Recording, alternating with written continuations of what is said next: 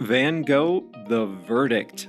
Today, I'm going to tell you what JR and I thought of the immersive Van Gogh experience we saw a few weeks ago. Hi there, everyone. I'm Jeff. JR is the producer, and you are listening to Plain English lesson number 443.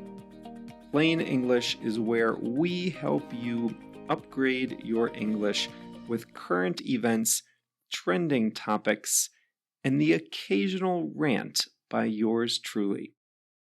JR has uploaded the full lesson content to plainenglish.com/443. Last Thursday, you heard about the new Immersive Van-Gogh shows. I tried to keep my opinions to myself last week, but this week I'm telling you exactly what I think. In the second half of the lesson, I'll tell you what it means to be turned off by something, and JR has a song of the week. Let's get going.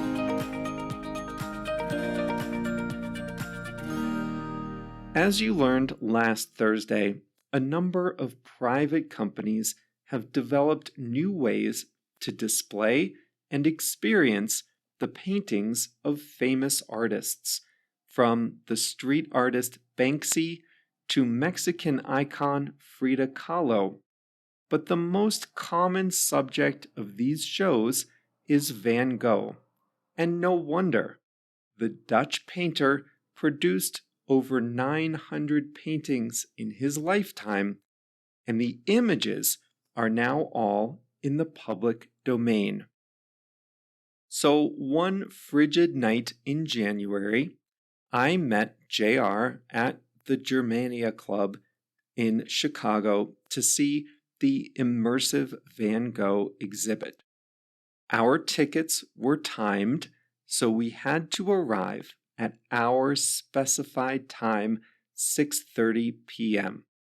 After checking in, we passed through a set of curtains and walked into the exhibition space. All the lights were out and images were projected on all the walls around us. There was music playing as well.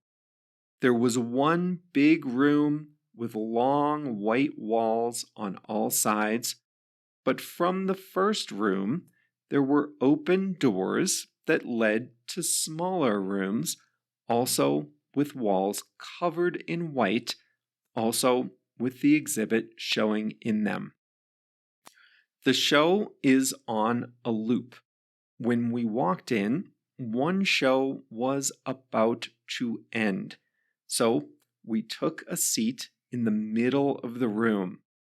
When the show started again, it was cool seeing familiar images projected on huge walls. There were large columns of mirrors to enhance the immersive effect. So let's start with what I liked. It was a good sensory experience to see familiar paintings and images on such a large canvas. The projections covered all four surrounding walls and, often, the floor.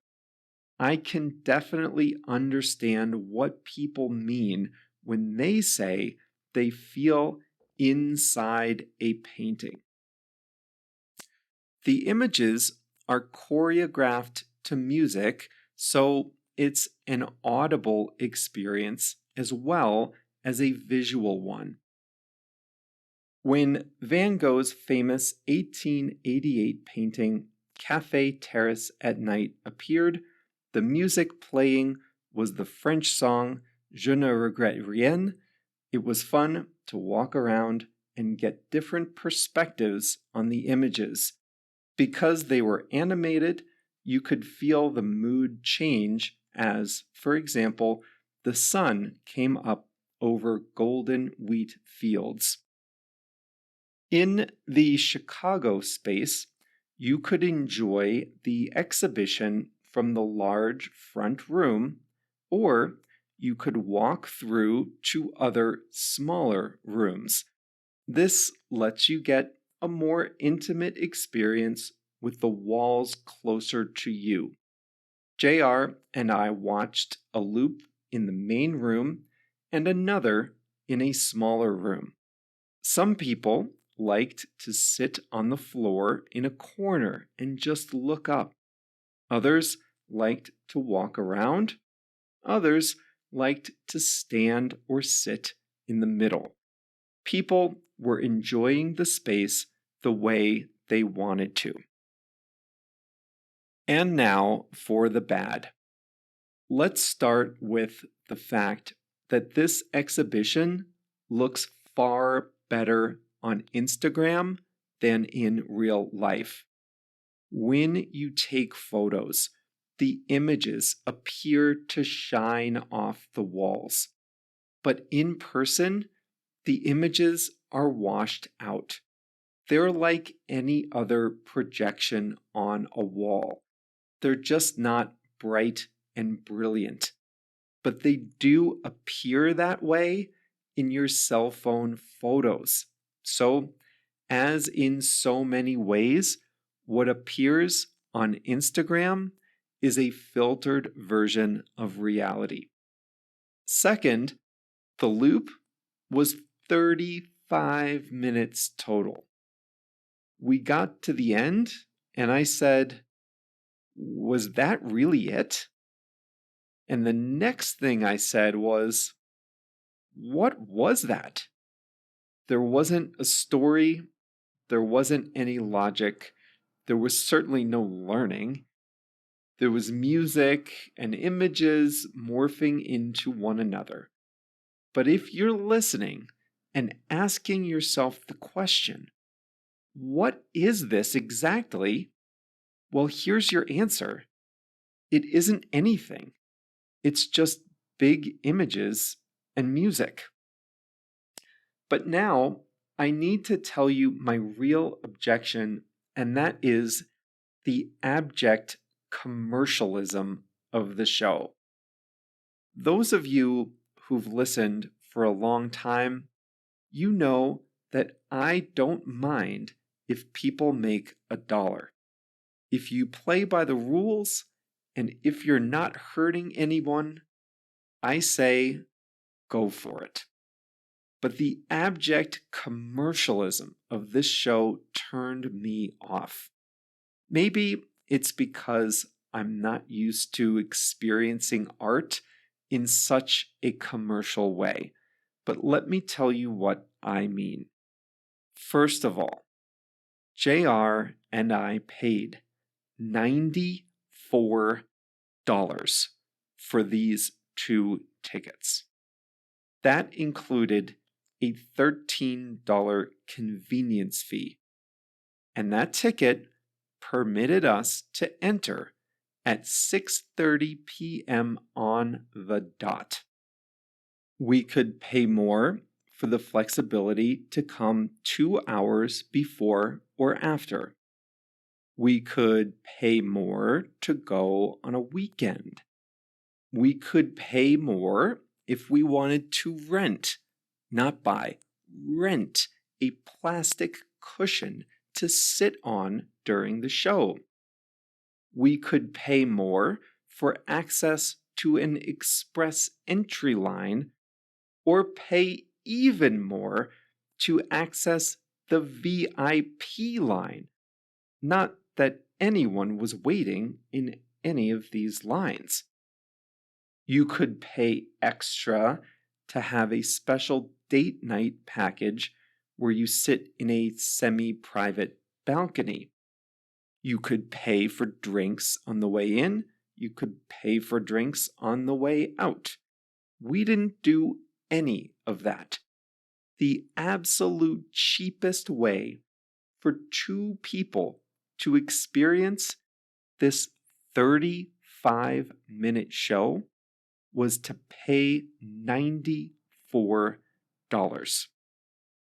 None of that money went to Van Gogh's estate. None of it went to people who study the artist or preserve his works. And now contrast it to the cost of entering some of the best museums in the world. The Art Institute of Chicago costs $25. That's about half. They have 18 original Van Gogh paintings and thousands of works from all over the world, from almost every period of artistic history. The Van Gogh Museum in Amsterdam costs 19 euros. The Museum of Modern Art, which has Starry Night in its collection, costs $25. In any of these places, you can spend the full day. You can learn something new.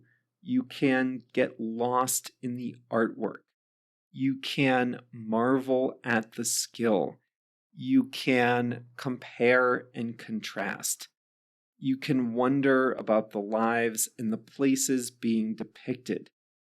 You can stare at one piece for half an hour, and you can skip over what doesn't interest you. And your money is supporting people who preserve this experience for future generations. Or you could pay double, rent a cheap cushion, drink a cocktail, and watch an electronic version of something that's so much better in person.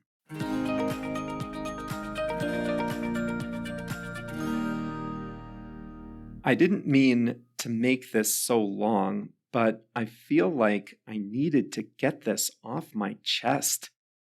I'm not an art aficionado. I'm not an art lover, really. But after I saw this Immersive Van-Gogh show, I felt like I had to atone for my sins. So I went to a museum nearby that had a special exhibit of Van Gogh's paintings and those of the artists that influenced him. And it just reminded me of how real the real thing is and how cheap the immersive experience was. Anyway, if you want an Instagrammable experience, absolutely go to one of these shows, but do also go to the real thing if you're ever in a city with a Van Gogh painting.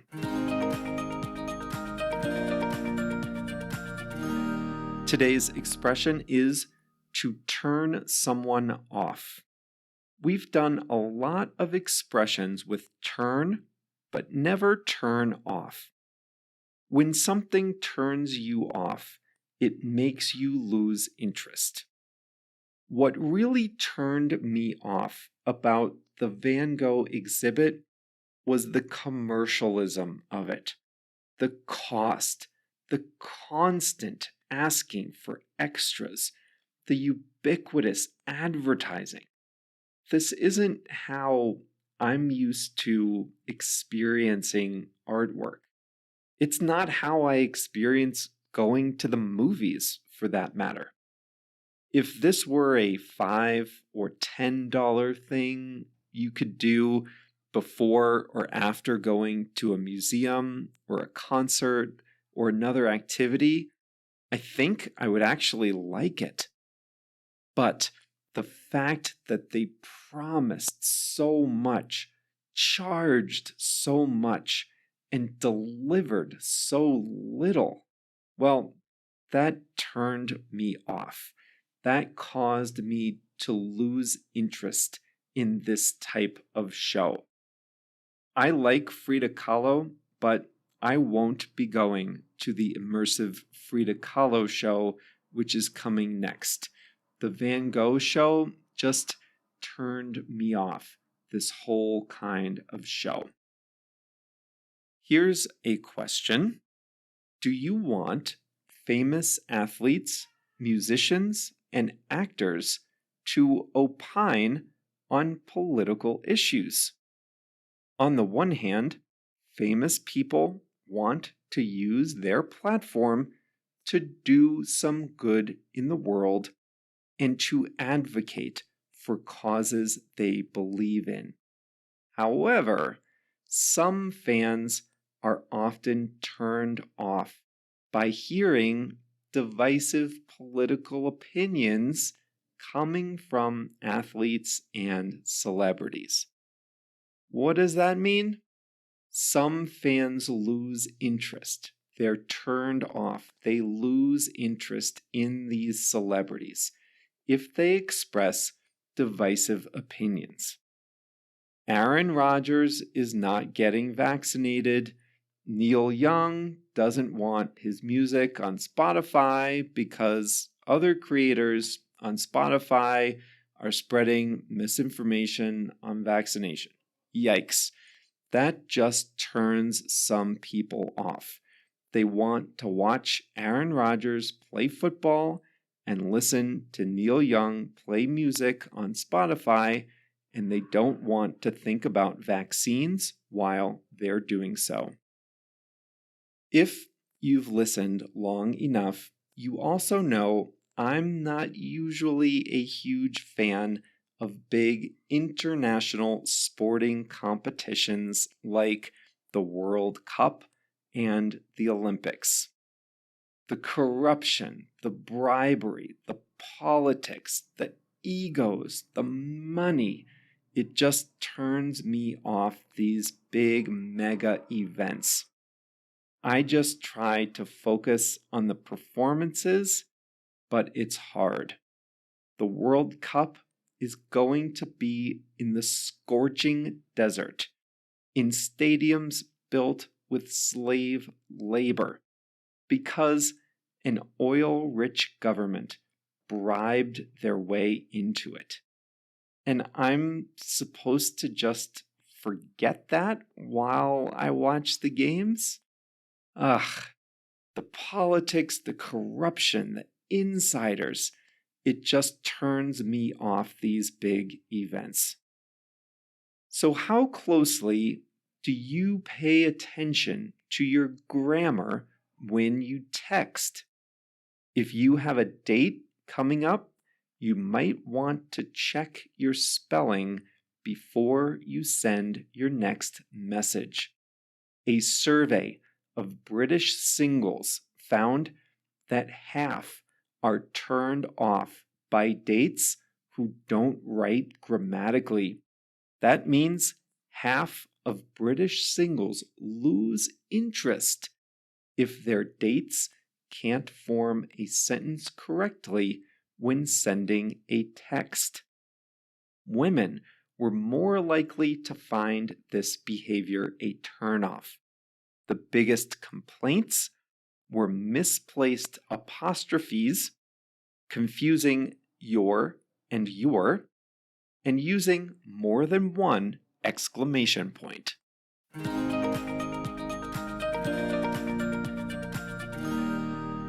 Today's song of the week is I Know What You Want by Busta Rhymes, Mariah Carey, and Flip Mode Squad. JR is reading a book called Shipped by Angie Hockman, and this song is mentioned in the book. JR started singing this one at work and got it in all his coworkers' heads. They even played it on their speakers at work. So now, thanks to JR, lots of people in Chicago have this song stuck in their heads, and maybe you will too. I Know What You Want by Busta Rhymes with Mariah Carey and Flip Mode Squad. Well, that's all for today. Thank you for indulging my opinion about the Van Gogh shows. And I should say that I do realize how extremely fortunate I am to live in a place where we have this kind of art available to enjoy up close and in person. So if you're not really a museum goer and you just want to ease your way into things, then absolutely go to one of these Van Gogh shows. Just save your pennies beforehand and don't rent a cushion. It's not worth it.